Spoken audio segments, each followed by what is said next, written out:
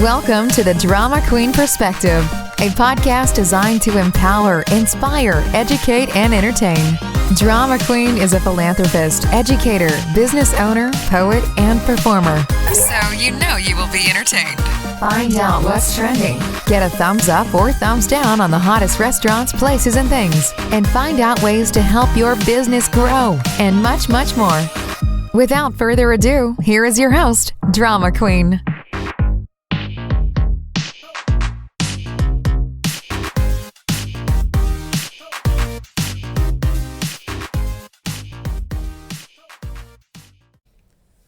What's up? It's your girl Drama Queen coming to you with another reaction video for season 7 of 60 Days In for episode 6, The Gambit. This is the last reaction video. In case you missed it, the first reaction video was about Lucky Chucky. The second reaction video that was released about this episode was about Darius and Carlos and their different styles of mentorship. This last reaction video is going to be about Trinity and Rose. Trinity is leaving the quarantine pod and Rose is in B3. So let's start off by talking about Trinity. First off, I just want to say I had to break this episode down into 3 different parts because there was so much. Being a past participant of 60 Days In, I am able to just notice different things, and I'm going to do a video because I'll talk about that video later. I'm going to drop a video next week of some never told stories about 60 Days In production, A&E, all of that good stuff, but that'll drop next week. So let's go ahead and start with Trinity. The thing that I am enjoying this season more so than my season is the variety of topics, an array of topics that are covered that really affect people that are incarcerated. And losing someone while incarcerated is a real thing for inmates. I remember when I got ready to leave, there was a young lady that was getting ready to turn 21. And I was made aware that her grandmother had a stroke while she was incarcerated. And so when I left, I made her a care package of, snacks, toiletry things. I washed my extra whites, and left them for her because I knew it was her birthday. She was, knowing that her grandmother was probably going to transition and she wasn't going to be able to be there for her family. That's something I've never experienced. And this was a very emotional episode for me for many reasons. I felt so sorry for Trinity. I actually cried because I could tell that Trinity was trying to be strong on that phone because she was like, I need to be strong for my mom. I need to be strong for my mom. And, it's just like I could feel her hurt of not being able to be there because she is such a family-oriented person. And these are things that people don't think about. Think about people that are incarcerated in prison for years. How many people they've lost and how many opportunities that they didn't get to say goodbye. It's a real thing. So kudos to A&E and kudos to the production team for showing things that occurred with inmates on an everyday basis. The other thing that I enjoyed watching is that let's start with Trinity. Trinity was surprised that so many people and so many of the inmates showed care and concern. It's amazing because we think that these are criminals or inmates or people that commit crimes. And a lot of the times they're just people that made mistakes. And a lot of the times, if I'm 100% honest with you, they've made the same mistakes that some of us have made. We just ain't got caught. So there's nothing that makes us any better than them. Now, there are some situations that are a little different, but when you're talking about the jail, yeah, they have a heart, and I'm glad that they showed that because that's what got me through was the caring inmates. And it's amazing because I did not expect that. One of the things that Trinity said is that there are moments every single day that bring the inmates together. There are. It could be good things, bad things. One of my favorite memories, and I really was hoping that they showed it from 60 Days In from season 6, is one of the COs. I can't say her name because she did not get permission to be on film. But one of my favorite COs, she had let us stay out longer, and it was a group of us that stayed out. And I talk about this in another video. And there were some inmates that I thought were crazy. And it gave me an opportunity to really just sit and talk to them and learn about their story. And, I had this little awards thing called Craziest Tattoo Award. So we all were showing our tattoos. And then I crowned the person that was the craziest based on their tattoo. And so there was a chick that had been incarcerated probably 2 or 3 times during the time that I was in there, kept coming back. Told me a little bit more about her story. Her eye, a blood vessel in her eye got busted the 2nd or 3rd time she was in there. And she had this tattoo of a cut on her leg and blood dripping down. And I'm like, girl, you win this award. But it's moments like those where you really get to sit and learn their story and learn why they're there. Everybody's not there because they want to be there. It's different situations and circumstances that have led them there. So kudos to Trinity for even saying that there are moments that bring inmates together every day. And kudos to A&E and the production team for showing that this season. It happened a lot in season 6, but it wasn't shown. Trinity was right when she said people who are incarcerated go through this pain every single day. She described it as a wowing moment because you don't think about stuff like that. Being a person that suffers with celiac disease, I've had numerous people that have celiac disease that are not criminal minded typically. It was like, dude, I never thought about what would happen if I go to jail. And we don't think about these situations a lot of times. And that's where reality shows can bring about awareness and, thoughts and conversations about different situations. I do wonder if there's only one pod. That's one of the things in my notes. Because Trinity left quarantine and she was going into general population in B3 with Rose.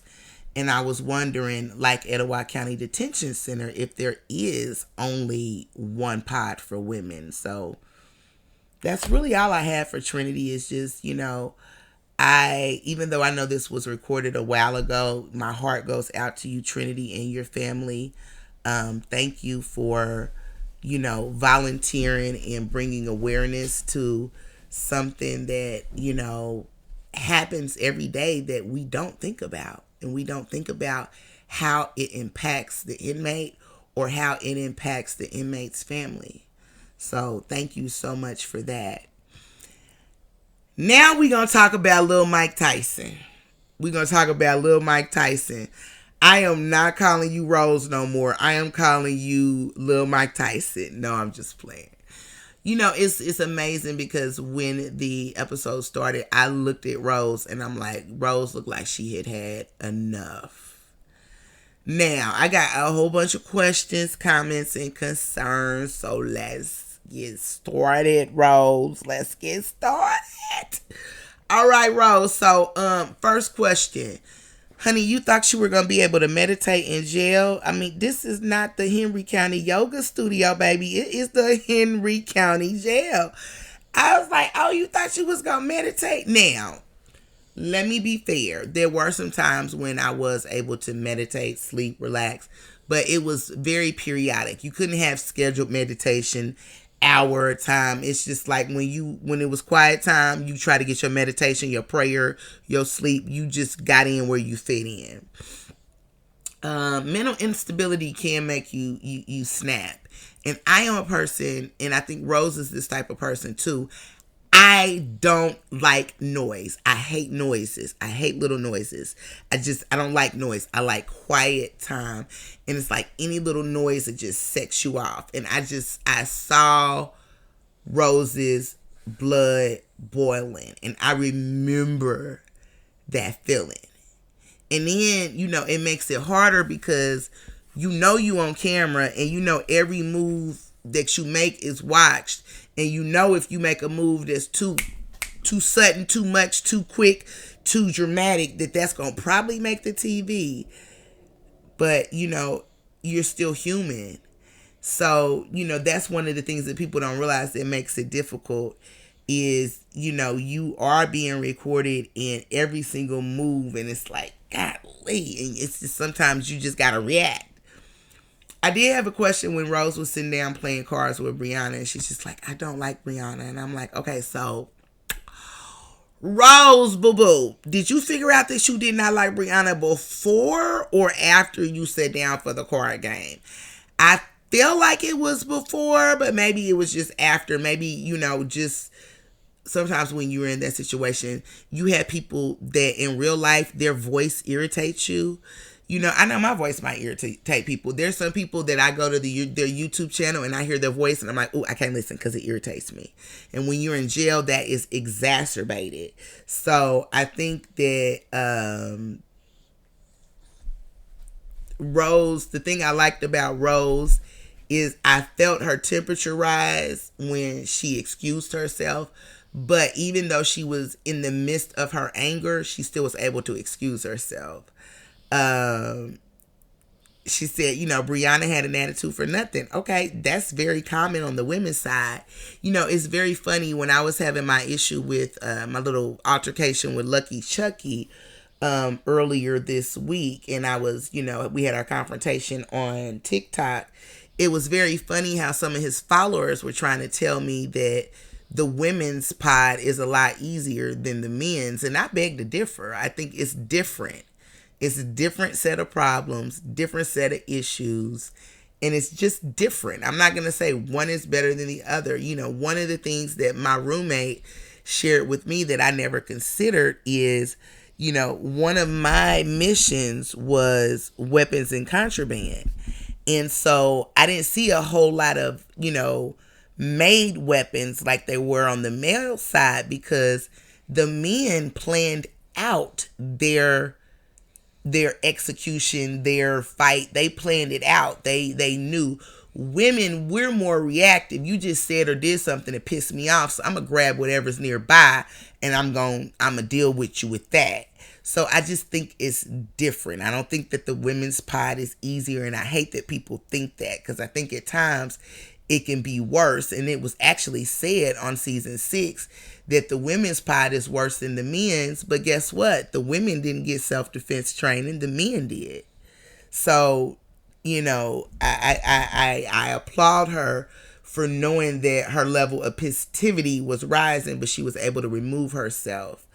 I think all inmates have at least one moment where they black out. I know I had probably 5, 6, or 12. Thank God they only showed, a couple of those moments. Even though, like I said, she did black out, and like I said, we have those moments. She knew herself well enough to remove herself from the close proximity of the young lady. Now, I got some questions. Why? I was just trying to figure out, and I know when you black out, you don't know what the hell you do. You just do. I'm like, okay, so Rose is gonna fight. So Rose want to fight naked. Why we taking off our jumpsuit, little Mike Tyson? What we gonna do? You didn't want to have nothing to weigh you down. You didn't want her to have nothing to grab onto, to grab you, to do whatever. Little Mike Tyson said, listen, I'm not for it. And she said, I might be small, baby, but I'm mighty. I am about that life.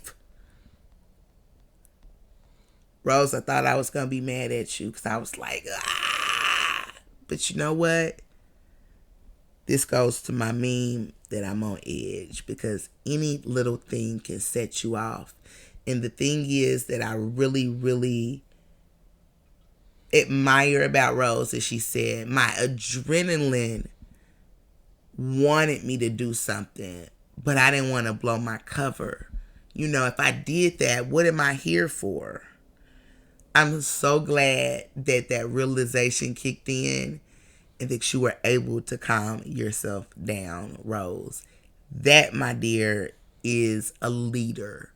Because one of the things when I am mentoring people and I'm talking to people and I tell them it's okay to be in your feelings. Just don't stay in your feelings and get out of it quick and think about how I can make this situation better or turn it into a learning experience. And so I think that the women's pod, I am really enjoying watching their season more so than mine, because ours was so drama filled. But I'm so glad that they have taken heed and have made changes with this season. So Trinity, my heart went out to you. Rose, I thought I was going to be mad at you, but I get it.